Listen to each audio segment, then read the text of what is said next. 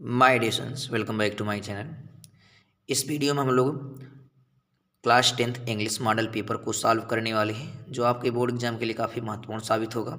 तो ये इलाहाबाद प्रकाशन से छपा हुआ मॉडल पेपर है। तो इसको हम लोग देखते हैं कि क्लास 10th इंग्लिश जो है आपकी बार कैसा पेपर आएगा, किस चैप्टर से कैसे क्वेश्चन बनाए जाएंगे। तो इस मॉडल पेपर के जरिए हम लोग कर पाएंगे। यहाँ हम केवल MCQs ही प्रश्न को सॉल्व करेंगे। उसके बाद जो डिस्क्रिप्टिव क्वेश्चन होगा उसको हम लोग अगली वीडियो में पढ़ने वाले हैं। तो आइए एक करके देखते हैं क्लास 10th इंग्लिश। पहले हम लोग नोटिफिकेशन पढ़ लेते हैं। निर्देश क्या लिखा हुआ है। टाइम आपको मिला है 3 आवर 15 मिनट्स, यानी 3 घंटे 15 मिनट्स हैं। 70 नंबर की क्वेश्चन है। यहाँ पे लिखा है जनरल इंस्ट्रक्शन, यानी सामान्य निर्देश है। The first 15 minutes are allowed only for reading the question paper, यानी 15 मिनट आपको क्वेश्चन पढ़ने के लिए मिलेगा। और this question paper is divided into 2 section, यानी ये प्रश्न जो है 2 खंडों में विभक्त है।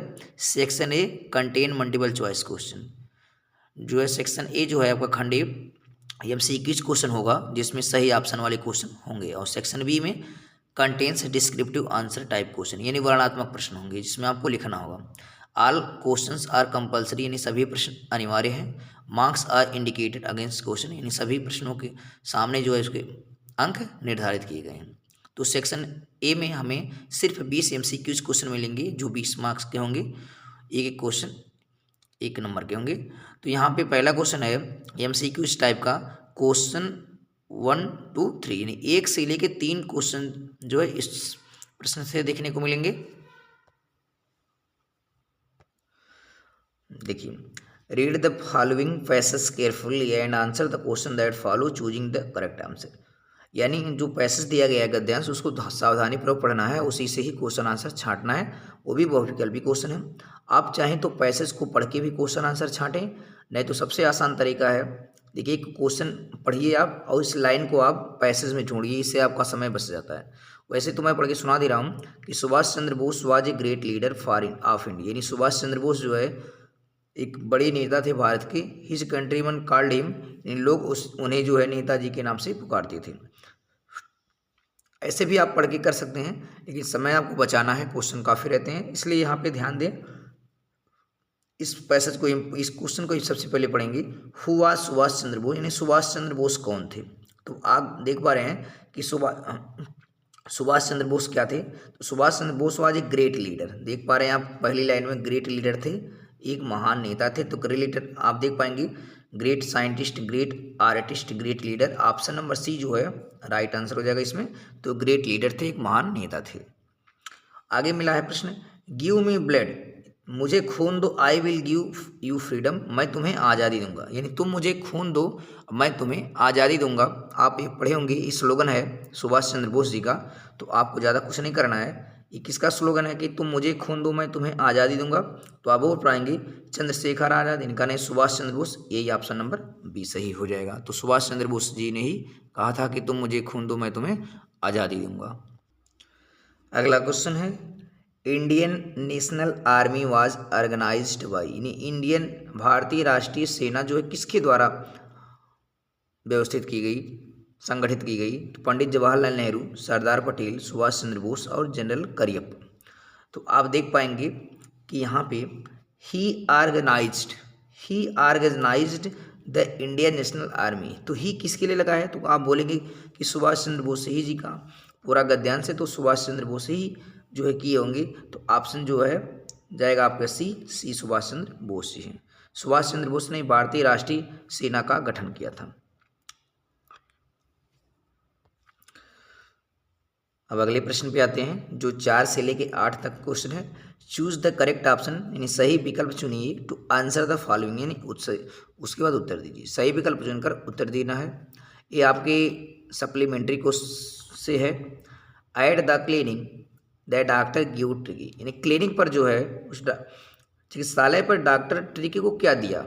आप पढ़े होंगे ट्रिकी एक कुत्ता था जो कुपोषण का शिकार मालकिन समझती थी, लेकिन वो उल्टी होने की समस्या थी, और डॉक्टर जो है हैरियार्ड थे, उनको जो है उस कुत्ते को इलाज करते हैं। तो क्लिनिक पर डॉक्टर ने ट्रिकी को क्या दिया, फ्रूट्स एंड वेजिटेबल्स, सब्जी और फल दिया, चॉकलेट्स दिया, नो फूड फॉर 2 days, 2 दिनों तक कोई भोजन नहीं दिया। इंजेक्शन एंड मेडिसिन, यानी इंजेक्शन और दवा दिया। तो ऑप्शन आपका सी जाएगा, नो फूड फॉर 2 days, यानी डॉक्टर ने 2 दिनों तक कोई भोजन खाने को नहीं दिया, केवल पानी ही दे रहा था। ठीक है, उसके बाद धीरे धीरे उसके हालत में सुधार हो रहा था। तो ऑप्शन आपका सी जाएगा। 5वां क्वेश्चन है, today we will start writing sentence, यानी आज हम सेंटेंस लिखना शुरू कर देंगे। हु सेड, ये किसने कहा।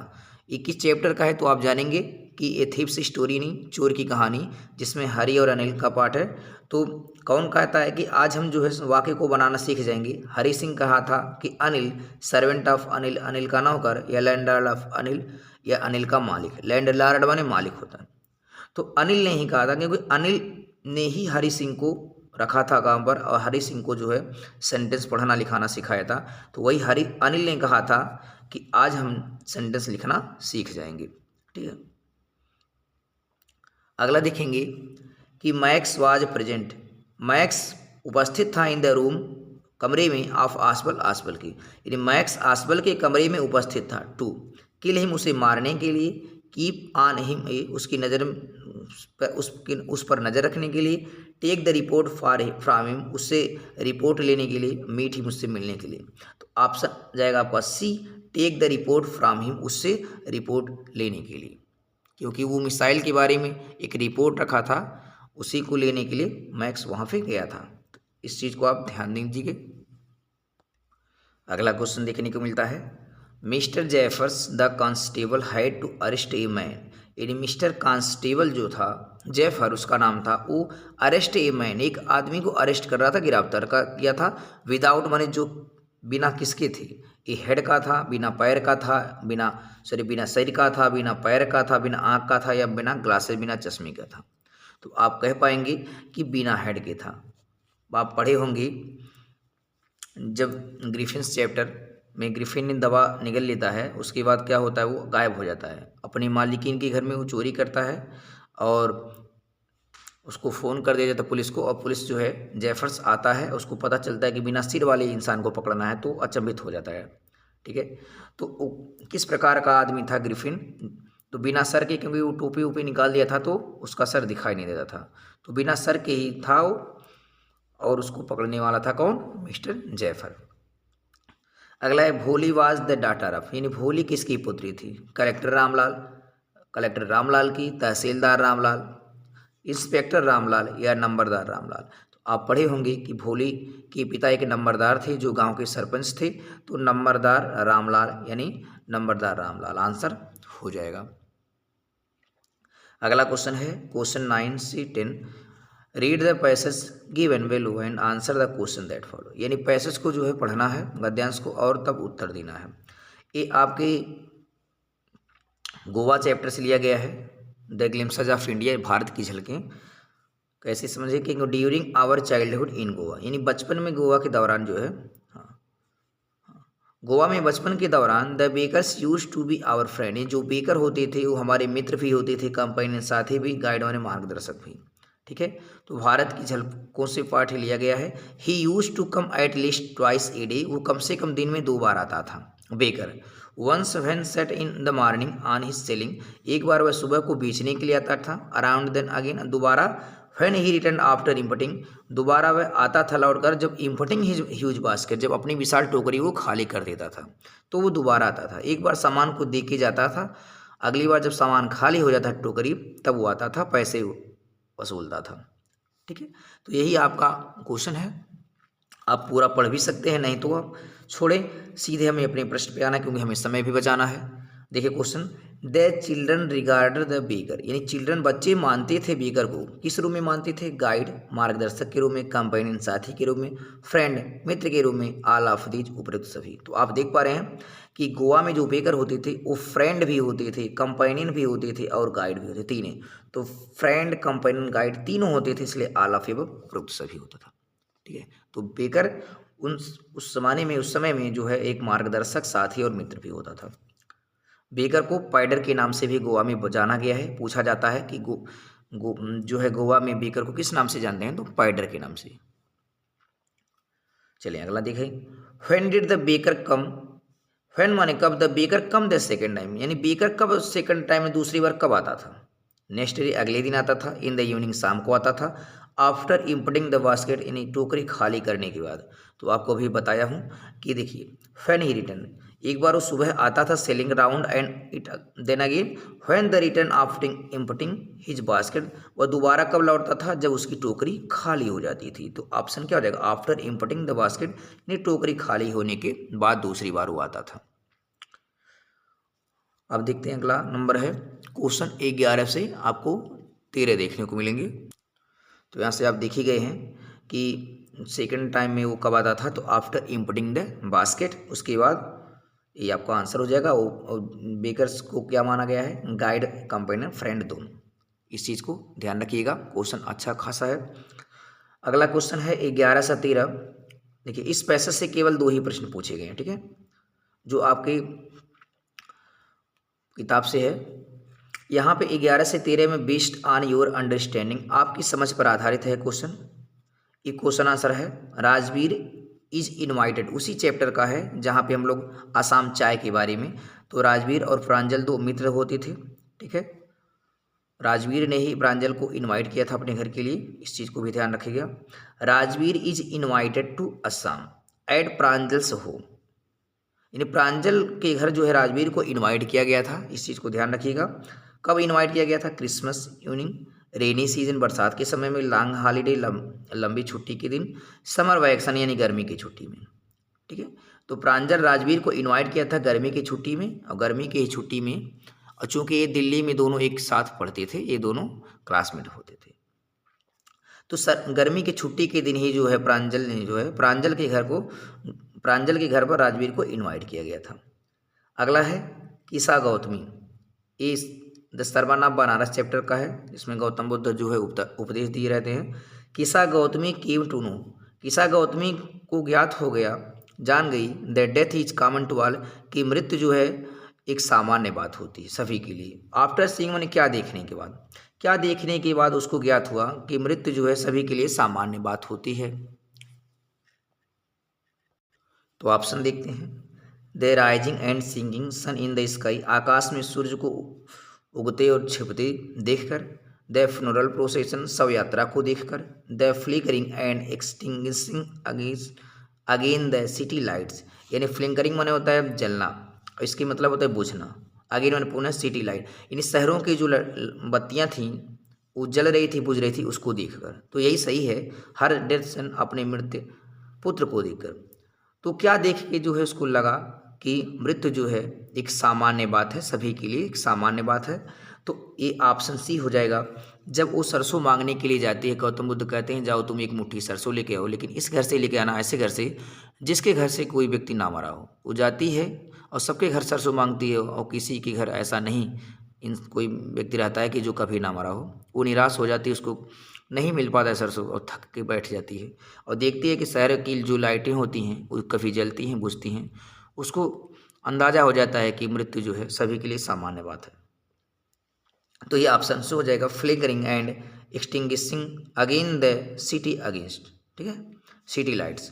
तो जलते और शहरों की लाइटों को जलते और बुझते देखकर वो जो है समझ जाती है कि मृत्यु सभी के लिए सामान्य चीज़ होती है। अगला है 13वें नंबर का, अकॉर्डिंग टू मंडेला, यानी मंडेला के अनुसार व्हाट इज ग्रेटेस्ट वेल्थ, यानी सबसे बड़ी संपत्ति क्या है ऑफ नेशन में, राष्ट्र की। मंडेला के अनुसार राष्ट्र की सबसे बड़ी संपत्ति क्या है। मंडेला ने कहा कि राष्ट्र की सबसे बड़ी संपत्ति मिनरल्स, खनिज नहीं है, न तो जेम्स मणिक हैं, न रत्न हैं, न हीरे हैं, बल्कि वहाँ के लोग हैं, ईमानदार और सच्चे लोग ही सबसे बड़ी रत्न है। तो ऑप्शन आपका डी जाएगा। अगला क्वेश्चन हम लोग देखने वाले हैं क्वेश्चन 14 से 15, 2 क्वेश्चन यहाँ से मिलेंगे। Read the following, extract the answer the question that below, यानी जो एक्सट्रैक्ट है अवतरण, उससे आपको पढ़ के आंसर देने हैं। But it had to perish twice, I think I know enough of fate, I say for a destruction is also great and would suffice. ये फायर एंड आइस चैप्टर से लिया गया ये कविता है, जिसमें बताया गया है कि संसार की जो है विनाश आग और पानी से होगा, ठीक है, और 2 बार कम से कम होगा। पेरिस ट्वाइस नहीं, पेरिस माने तो नष्ट होना है, संसार कितनी बार नष्ट होगा, 2 बार होगा, ठीक है। तो ये पार्ट है, ये कविता है, तो यहाँ पे लिखा है what does it stand for the first line. In first line में क्या बताया गया है, द बिल्डिंग, बिल्डिंग के नष्ट होने की, यानी पेरिश डाई, यानी किसका विनाश, कौन 2 बार मरेगा, कौन 2 बार खत्म होगा, बिल्डिंग इमारतें खत्म होंगी कि संसार, की पेड़, की घर। तो संसार के नष्ट होने के बारे में बताया गया था कि संसार 2 चीज़ों से नष्ट हो सकता है, एक पानी एक आग से, ठीक है। तो फिर तो यहाँ पे संसार के बारे में बताया गया है तो द वर्ल्ड हो जाएगा। अगला है नेम ऑफ द पोएम, ये कविता इस कविता का नाम क्या है जिससे लिया गया है, तो आप पढ़ेंगे डेस्ट ऑप्शन वही नहीं है, the trees, fire and ice, animals. तो फायर एंड आइस यानी आग और बर्फ इस चैप्टर का नाम है। अगर आप कविता पढ़ ही रहेंगे तभी आपको पता होगा कि किस चैप्टर का है, अन्यथा आप गलत करके आएंगे। इसलिए सभी कविता को आप पढ़ते रहिए और समझिए कि इस कविता की लाइन क्या है, और सेंट्रल आइडिया पोएम जरूर आपको याद होना भी चाहिए, क्योंकि उससे सेंट्रल आइडिया और पोएम से भी क्वेश्चन पूछे जाते हैं। अगले क्वेश्चन पे हम लोग आते हैं, क्वेश्चन नंबर 16 से 20 तक 4 क्वेश्चन, 16, 17, 18, 19, 20 यहाँ इसी क्वेश्चन से बनने वाले हैं। यहाँ पे चूज करेक्ट ऑप्शन यानी सही विकल्प चुनिए to answer the following question, उसके बाद आप उत्तर दीजिए। देखो, we others at not love should, इसका मतलब क्या है, इसमें देखें सेंटेंस जो है सही क्रम में नहीं है, ठीक है। इसको राइट ऑर्डर मतलब रीअरेंजमेंट करना है, आप पढ़े होंगे रीअरेंजमेंट में करना मतलब सेंटेंस को व्यवस्थित करना, मतलब सेंटेंस क्रम में नहीं रहता है, उसको क्रम में लगाना होता है। क्रम में लगाने का आप तरीका पता है कि सब्जेक्ट के बाद वर्ब, वर्ब के बाद ऑब्जेक्ट, इस क्रम में होना चाहिए, तो सेंटेंस आपका सही है। यहाँ पे देख पाएंगे वी अदर्स, वी सब्जेक्ट है तो अदर यहाँ पे सब्जेक्ट वर्ब होना चाहिए, क्योंकि सब्जेक्ट के बाद वर्ब आना चाहिए, इसलिए गलत है। इस सेंटेंस का सही क्रम laugh at, we laugh verb से स्टार्ट हो रहा है, एट प्रीपोजिशन से स्टार्ट हो रहा है, हमें सब्जेक्ट से स्टार्ट करना है, तो सब्जेक्ट में भी होता है। और शुड तो हेल्पिंग वर्ब है, इस मतलब कि पहला ऑप्शन गलत, दूसरा भी तीसरा भी।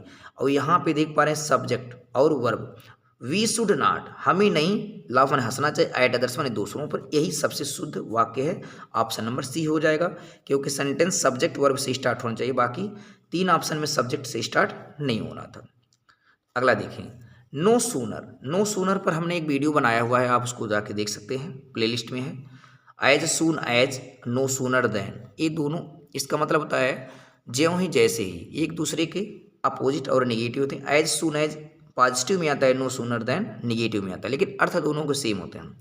तो देखें नो सूनर के बाद देन आना चाहिए, तो देखें no sooner had he enter the room, जैसे ही वह कमरे में इंटरनेट ने प्रवेश किया, ही वेंट आउट, वह चला गया, वह चला गया, जैसे ही वह कमरे में प्रवेश किया वह चला गया। तो बट लगाना है या देन लगाना है, इफ या एंड। तो अभी मैंने बताया कि अगर नो सूनर है तो नो सूनर के बाद देन आएगा, लेकिन देन कब आएगा, देखिए यहाँ पे आपको पता होना चाहिए नो सूनर, और तत्काल देन नहीं आएगा, स्पेस हो गई तब देन आता है, मतलब देन के पहले एक सेंटेंस देन के बाद। तो नो सूनर का रिलेशन देन से होता है, तो देखें देन यहाँ पर है, आप उसमें सेंटेंस में देन कहीं नहीं लिख रहा है, इसका मतलब जब सेंटेंस में देन नहीं लिख रहा है इसका मतलब कि हमें देन भरना पड़ेगा। तो नो सूनर देन ऑप्शन में सी देख पा रहे हैं, यहाँ से कर पाएंगे कि no sooner he had enter the room then he went out, जैसे भी कमरे में प्रवेश किया वह चला गया। इस प्रकार पढ़े रहेंगे तो आप कर पाएंगे। अगला है डू नॉट गो आउट, यानी बाहर मत जाओ, अंटिल वन, जब तक नहीं योर फादर बैक, जब तक तुम्हारे पिता वापस नहीं आ जाते, क्योंकि जब बैक कर रहा है तो मतलब कम बैक होना चाहिए, यानी बाहर मत जाओ, कह रहा है कि डू नॉट गो आउट, यानी बाहर मत जाओ जब तक तुम्हारे पिता वापस नहीं आते। तो बैक लिखा है तो कम बैक होना चाहिए, तो कम बैक क्या है, ये प्रेजेंट में होना चाहिए, इज कमिंग हो ही नहीं सकता, कम्स ये सही है, क्योंकि फादर नाउन है, तो नाउन अगर प्रेजेंट में है तो उसकी सहायक क्रिया है जो है हमारी क्या हो जाएगी, वर्ब के फर्स्ट फॉर्म में प्रेजेंट में कम्स हो जाएगी, ठीक है। विल कम नहीं हो सकती। डू नॉट गो आउट यानी बाहर मत जाओ जब तक तुम्हारे पिता नहीं आ जाते हैं, वर्तमान में है इसलिए वर्तमान में बनाएंगे। पिता नाउन है, नाउन के लिए एक वचन आता है तो वर्ब में यस आता है, तो ऑप्शन आपका बी जाएगा, ठीक है। यहाँ पे देखें शुगर कास्ट, यानी शुगर की जो कीमत है, मतलब चीनी की जो कीमत है वो 45 रुपये है, लेकिन किलो मतलब 1 किलो की चीनी की जो कीमत है 1 किलो की वो 45 रुपये है। तो यहाँ जब किलो 1 है तो 1 ही किलो की होगी, तो 1 का स्पेलिंग क्या होगा, ए होगा। एंड इसलिए नहीं होता क्योंकि वावल से स्टार्ट नहीं हो रहा है, तो यहाँ पे 1 किलो की बात कर रहा है, ठीक है। 1 किलो ही कीमत की जो कीमत है वो 45 है, तो यहाँ ए लगाएंगे। अगला है एक मिस स्पेल्ड या करेक्ट स्पेल्ड से भी आ सकता है क्वेश्चन। उसमें 4 ऑप्शन दिए रहेंगे, उसमें देखा जाता है कि चारों ऑप्शन में कौन मिस स्पेल्ड है। अगर मिस स्पेल्ड है मतलब किसकी स्पेलिंग यानी वर्तनी में मिस्टेक है, तो मिस स्पेल्ट में 3 स्पेलिंग सही होगी, एक ही को मिस्टेक हुआ। यहाँ मिलिट्री है, मिलिट्री माने सेना होती है, टेम्परेरी माने अस्थायी, ऑर्डिनरी माने साधारण है, सेंचुरी माने शताब्दी होता है, शतक होता है। तो बाकी सेंचुरी का स्पेलिंग चेक कर लें, CENTURE ये सही है। ऑर्डिनरी का भी स्पेलिंग सही है, टेम्पोरेरी का भी स्पेलिंग सही है, क्योंकि हमें मिस स्पेल्ट बताना जिसकी एक स्पेलिंग में मिस्टेक है।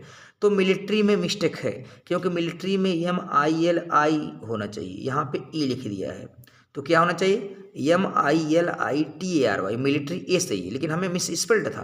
तो मिस स्पेल्ट माने जिसमें मिस्टेक है, तो हमारा इसी में मिस्टेक है, क्योंकि MILI की जगह पे LE लिखा हुआ था। तो इस प्रकार से जो है आपके 20 MCQs क्वेश्चन को हमने करवाया मॉडल पेपर के माध्यम से, और अगले वीडियो में हम लोग डिस्क्रिप्टिव क्वेश्चन और ऋणात्मक प्रश्न को करेंगे।